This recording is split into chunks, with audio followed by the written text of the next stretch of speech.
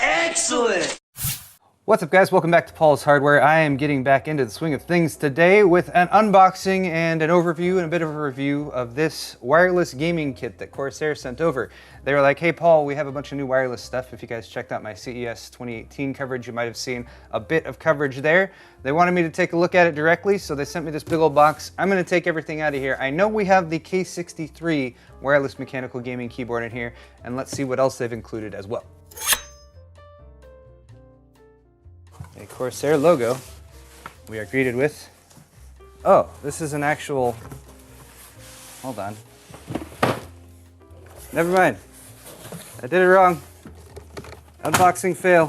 Flipping is not the method. Inside we have the K63, of course, wireless mechanical keyboard, made to use on the couch and to also be mechanical. We have the Dark Core RGB Special Edition right here, wireless gaming mouse with RGB. Corsair Void Pro RGB, very nice wireless gaming headset from Corsair.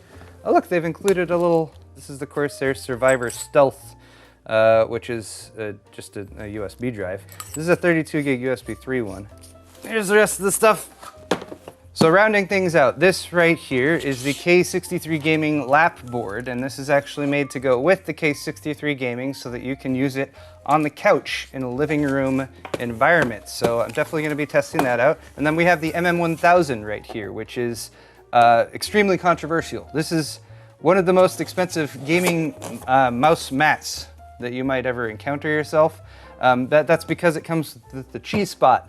And we've already made plenty of jokes about the Qi Spot there, but because the Dark Core RGB Special Edition can do wireless Qi charging, you can take it and park it on the Qi Spot and then you can charge it there. It also comes with a dongle adapter and that kind of thing. So we'll get that out of the box and check it out in just a second. So now a quick look at the retail box. This K63 wireless, 1 millisecond response time when it's connected via the standard RF wireless function. You can also do Bluetooth connection with this, which is really nice if you're gonna take it on the go and connect it up to a laptop or something like that. Bluetooth response time is a bit slower. It's about 7.5 milliseconds at minimum, probably about more like 8. But you also have some cool features here. 128-bit AES encryption capable, so that's helpful if you're concerned about wireless security. It can do encryption within the device. You also get per key blue LED backlighting on these keys. Not RGB, and I believe that's just because if they included RGB, not only would it be more complicated on the software side to control it, but it's probably going to use more power too, so they wanted to make sure that the keyboard would stay powered and charged for quite a long time. Cherry MX Red switches, of course, and then let's go ahead and take this out of the box. You're going to control this keyboard's functions with the Corsair Utility Engine software, the Q software, which I've downloaded on the system right over here, so we can at least take a quick look at that. And then internally, we got the keyboard. No wire. I'm so used to like taking a keyboard out and you have to fish the wire out of this part, but that's not included there. A manual, a USB cable, a little clip, that's an adapter, so you can use the USB cable as an extension if you want to. You get a wrist rest. Here's the Wi-Fi adapter as well. All right, wrist rest goes on like so. It's got a bit of rubberized texture on it for your wrists. And then because this is capable of connecting in multiple different ways, you of course have the USB cable that's included there as well. Now here on the back you actually have an on-off switch, and then there's a USB port that's actually a mini USB connector. If I was going to begin critiquing this, that would be my first area of critique. These connectors are not that durable. So, but you're only gonna need to plug it in while charging. So I guess maybe or maybe not, it's a good choice, but I would have preferred USB Type-C. But you do get a decent length of USB cable there, and there's an adapter that you can plug into the end of it, so you can use that to actually reposition your USB receiver. So if you want, you can take that and position it somewhere in your living room or living space if you're using this on an HTPC where it gets better reception, for example. Or if you have your HTPC tucked away, plug that in right there. Or of course, unplug that little thing and then just plug that directly into the keyboard in order to charge it up. The keyboard itself is a pretty standard QWERTY layout. It is 10 keyless, and again, less keys means it's a little bit more portable. If you're going to take a wireless keyboard on the go, portability is a factor. And then of course, without those extra keys there, it means you don't need lights for those keys, which means it's going to hopefully improve battery life, having that not there versus there. Now, I brilliantly deduced that without the power switch switched on, the keyboard won't function. That kind of makes sense, actually. So if you have the power switch off and the keyboard plugged in, it will charge, and the little power indicator light here will indicate that. But if you want to use it plugged in, turn it on. Once it's on, you can see the lights light up, and that's nice and pretty. This is off, that is 33%, and that is 66%. They can go brighter than that. Actually, it can go up to 100%, but by default, in order to conserve battery life, Corsair has kept this at a 66% max brightness. You can go into the Corsair Utility Engine software and adjust that to get 100% brightness if that's your thing. Now, if you have it at 0% brightness like this, you'll get about 75 hours of battery life on a full charge. 33% brightness, you get about 25 hours, and 66% brightness, you get about 15 hours. If you do crank it all the way up to 100, you'll get about 10 hours of battery life. Even at 100% brightness, that's still a decent amount of battery life for most play sessions. Of course, you probably want to plug it in and charge it after that. Beyond that, you got some media control keys up here in the top left, as well as the top right, forward, back, stop, all that good stuff. Volume up and down, as well as a mute button. You don't get the roller here like you do with some of the other high-end Corsair keyboards, so that is a trade-off there. And then of course Cherry MX switches, so if you pull off the escape key here, you can see the red Cherry MX switch there. They're going to have this in red out of the gate, and then based on feedback from customers and if people want them, they may also include other types of Cherry switches as well. You have some additional functions you can access via a function key down there, so home and an application switch and zoom up here. You also have wireless enable or disable right here, so the 2.4 gigahertz wireless mode you can access right there, or Bluetooth mode you can turn on and off. Also, there is a PC sleep function that's available there as well. The wireless LED indicator is up here, and it will function in different modes. If it's white and solid, that means it's connected and everything's okay. It'll be blue and solid if it's connected via Bluetooth. The light will also blink if it's having any problems with connectivity, and there's some troubleshooting steps you can take in the manual to deal with that. Also, just discovered in the manual, you can use function plus F11 to give yourself an immediate indication of the current battery level. So right now, it's just flashing green because I'm plugged in via USB power. So if I were to unplug that, we can see these immediately turn to white. It's flashing whites on the Wi-Fi connectivity because it's not connected to anything. White on the actual power indicator here indicates that it's medium to full charge. I'm going to set this aside and leave it to continue charging. We'll go ahead and open up the rest of the stuff. I'm going to not open the Void Pro right now because that's been out for a little bit and I've already got one. So here's the Dark Core RGB Special Edition mouse. Let's take a quick look at this one. So here's a look at everything in the box with the Dark Core RGB. A couple manuals here for how to use it. And then we also have a USB cable once again, micro USB. I'd love to see some USB-C on these. These came with the same wireless adapter as well as the little adapter for the cable, so you can plug it in directly if you want to. But you can pop this little finger rest here and add this one on. So if you like a pinky rest, or a index finger rest, whatever you want to set there. Now this is wireless, just like the K63, of course, and it will need its own little dongle in order to connect. So you are going to be able to connect both of these at the same time, but you'll have to eat up 2 of your USB ports, which is pretty normal for connecting up a couple of peripherals.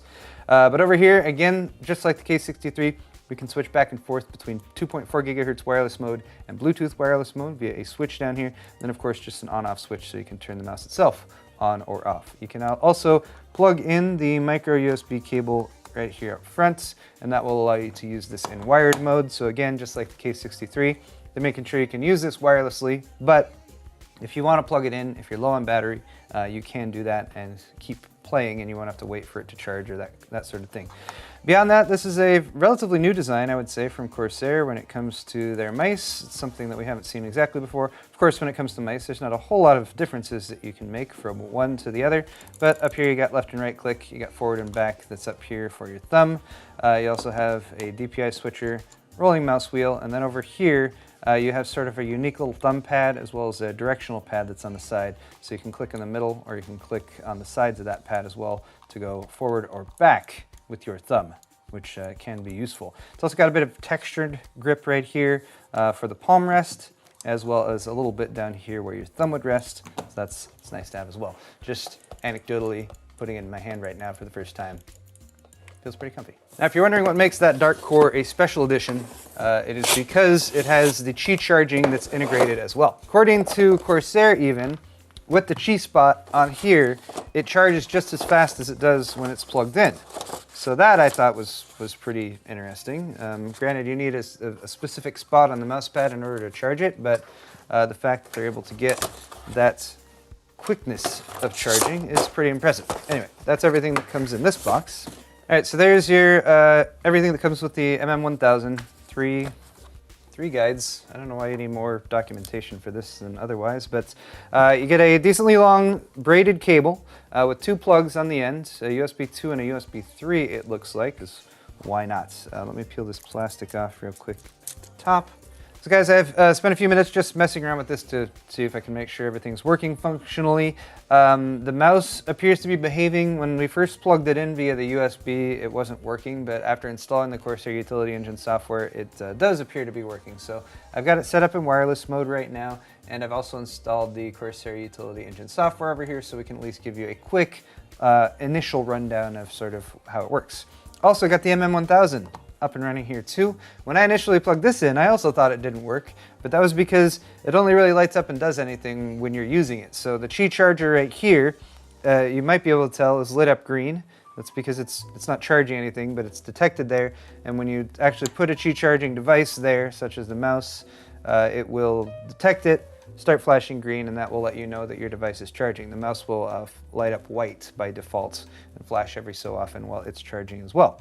Now beyond that, this has a pass-through, a USB 3 pass-through as well, so I just plugged in my little Survivor Stealth back there to make sure that was working properly, and yes it is. So that gives you just an easily accessible USB port that's on your desktop, or of course connect that up to your mouse, for example, if you have, or something else that you might need to charge there. Just nice to have that extra piece there. Now, I also mentioned in my CES coverage is that it comes with a little Qi adapter here. So for any USB charging device, you can use this to charge it with the Qi spot, and it comes with the USB micro by default, but it also comes with a little lightning adapter there for iPhones, or a little Type-C adapter here, so you can use this to connect if you have a USB Type-C device. It's the only Type-C plug in this box, unfortunately. And then of course you just plug that into your smartphone and put that above, and then it should start charging. Yay! Starting to charge. Now, practically speaking, I don't know how much more practical this is than, say, just taking a USB plug and plugging in your phone and charging it. You're still plugging something in, so perhaps the viability of the wirelessness goes out the window somewhat, but the Qi charging is still pretty fun, and I think, honestly, you're probably going to mostly be using it to charge up your mouse. It's just a question of whether it's worth the cost of this mouse and this mouse pad in order to get that functionality. It's pretty cool though. When it comes to the software though, as you can see over here in the actions submenu, you can add sets of actions, so you can reassign your left click, middle click, profile switch and everything. Also gives you a little indicator of what each button actually is, including that sniper button in the middle and the forward and backward rock buttons that you have on either side. Beyond that, lighting effects here can also be added, so you can just default it to rainbow, or of course you can use the more advanced functions to set up your own lighting effects. DPI modes over here, you can use those to switch between by assigning DPI switch functions on the mouse. And then you can also do angle snapping here, enhance pointer precision. I usually don't go for those, but if you like them, they are available. And then of course you can use the same software to control your K63 wireless, so same sets of functions here. You can set up macros via the Actions tab. You can do lighting effects here. There's a bunch of presets available via this drop-down menu, visor, rain, pulse. You can change the opacity and speed by default, and then of course this advanced button up here you can always check to get into some more of the advanced settings, which I am not going to get into because that would take too much time. Finally, for performance, you can set what WinLock does and a couple other of the specific functions like disabling the Windows key and wireless encryption. If you don't like the wireless encryption, you can turn it off. It does add a very, very small amount of latency, but it's really negligible. But of course, what good are wireless peripherals if you can't sit and play games for hours on end while you're on the couch in your living room, because that's what wireless mice and keyboards are made for, right? Well, lots of us use controllers, wireless controllers, to game on the couch, but the gaming lat board is an accessory. You can buy this separately from the K63, or you can buy a package that comes with both of them together. but it basically is a lap board. It's got some cushioning on the bottom. It's got a flat spot to use your mouse, and it's got a little slot that's specifically designed to hold the Case63. It's got a stand-in of this little box right here. Includes these little clips, and those are meant to retain the Case63 in place. It's got a wrist rest here with some rubber texture on it. It's got a nice Corsair mouse mat over on this side. No wireless Qi charging or anything like that, but the bottom is all memory foam cushioning. That's so you can actually set it on your lap and make it nice and comfy. It's a little bit breathable there as well. So in order to install, we're just going to remove the existing wrist rest, crappy wrist rest that it came with. We'll pop it up here, drops down, snaps into place. Hey, that was pretty simple. It is held in at the top just by these little plastic tabs that rotate. So it's got a couple notches, and just snap in like so. And that holds it pretty securely, actually. These are just little plastic tabs. So basically, if these ever snap off, if you're removing it and putting it back on, these are just replacements. So you can snap them in there. These pieces are actually for the bottom here. So if these little catches ever snap off, you've at least got a few replacements. You can remove these bottom ones with a Phillips head screw down there and pop those back in case you have breakage happening. That said, I think it is about time for a play test. And I just happen to have a living room with an HTPC still in the works. So let's go ahead and give this a shot out there. All right, guys, so I've been doing a bit of play testing with this setup out here in the living room, and I will say it's pretty functional. It's doing a pretty good job. Most of the time, if I'm gonna play video games in the living room, I'm gonna use something like this Xbox 360 controller, just because it's a little bit more conducive to the living room gameplay experience. It's a bit more reminiscent of your console gaming. And this does the job for a decent amount of games. I've been playing Final Fantasy X out here for the past couple weeks. It does a good job, but it's not like universal. There's lots of games that are designed to be played with a mouse and keyboard. So the first game I tried out was Doom. Doom was actually designed to be played with a mouse and keyboard, not a controller. So that's a great example of a game that you really would need a setup similar to this in order to play with. Now, I will say that while the response time just anecdotally seems to be pretty fast, there's a tiny bit of delay, and I mainly noticed this when I first actually got the mouse connected and just moving the mouse around in the operating system a little bit. It's just a tiny bit of delay, and it gives you that slight floatiness feeling. But once I actually got into Doom, I actually found that that kind of went away, just because the fluidity of the gameplay sort of took over a little bit more. Moving around just seemed a little bit more natural. Now granted, you're not going to have quite as precise of aiming as you would with the typical desktop setup where you have a wired mouse that has no latency when it comes to response time or that kind of thing, but it got the job done, and I got through a couple levels, and it's definitely easily passable, and probably wouldn't even notice that delay if you're more used to playing in a living room environment or with wireless peripherals. It's only the comparison to the direct connected wired peripherals like you'd have on a desktop PC that you're really seeing any sort of fallback. Now compare that to the next game I pulled up, which was Civ 6. And this is one of my favorite games, and definitely a game that you could easily play in the living room because it's turn-based, it's not quite as fast-paced, and you don't necessarily need to be as accurate with your mouse as you're moving it around in order to point on things and click on things. It's not quite like aiming to get a headshot in an FPS game. So here I just loaded up a quick game, was playing as China, and again, just one of those experiences where it's different but pleasant when it comes to playing out in the living room on a big 4K 65-inch TV as compared to sitting at a desk. And whereas both sides definitely have their advantages, it's really nice to be able to just sit down in the living room and play on the HTPC. Speaking of the HTPC, yes, I will still be working on that and bring you guys more updates on that very soon. Now I will say, as far as being comfortable, because that's obviously a big feature of like the lap board aspect, it sits comfortably on the knees, and I would imagine you'd be able to play here for a while. Not quite as long as like sitting at a desktop, because I think ergonomics start to slide a little bit, like if you're gonna lean back and play like this or that kind of thing.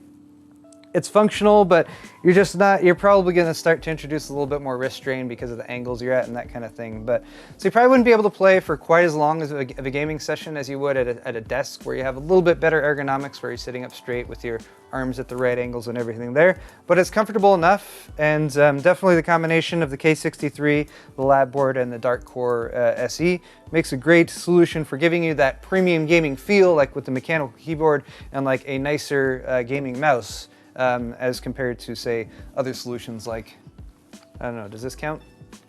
All that said, my first impressions are good. This is definitely a very viable solution for gaming in the living room, so thumbs up. All right, guys, that is going to wrap it up for this video on Corsair's new set of wireless gaming peripherals. The K63 wireless mechanical keyboard with Cherry MX Red switches, the lap board add-on accessory for that, of course, for gaming in the living room. We've got the Dark Core Special Edition RGB wireless gaming mouse with Qi charging, and of course the MM1000 wireless Qi charging mouse pad, which also has a USB pass-through, which is kind of nice. Corsair has been making peripherals for quite a while now, and they do a very good job at them, so I think taking their expertise and dumping it into products like these has led to some pretty compelling products. They do tend to be a little bit more expensive though when it comes to that wireless functionality, so it really depends on whether you really want that, really need that in order to enhance your gaming experience, whether you're gaming on a desktop or gaming in the living room. I think Corsair's done a good job, and I'm going to leave it up to you guys to decide whether or not the price lives up to the product quality when it comes to these specific products. I would be interested to see a little bit more direct testing with like a high-speed camera of the response time from both the mouse and the keyboard, but hopefully Gamers Nexus might handle something like that soon. For now though, thank you guys so much for watching this video. Hit the thumbs up button, of course, if you enjoyed it, and links to these products is down in the video's description below. And of course, leave me a comment if you enjoyed. Thanks again for watching, and we'll see you next time.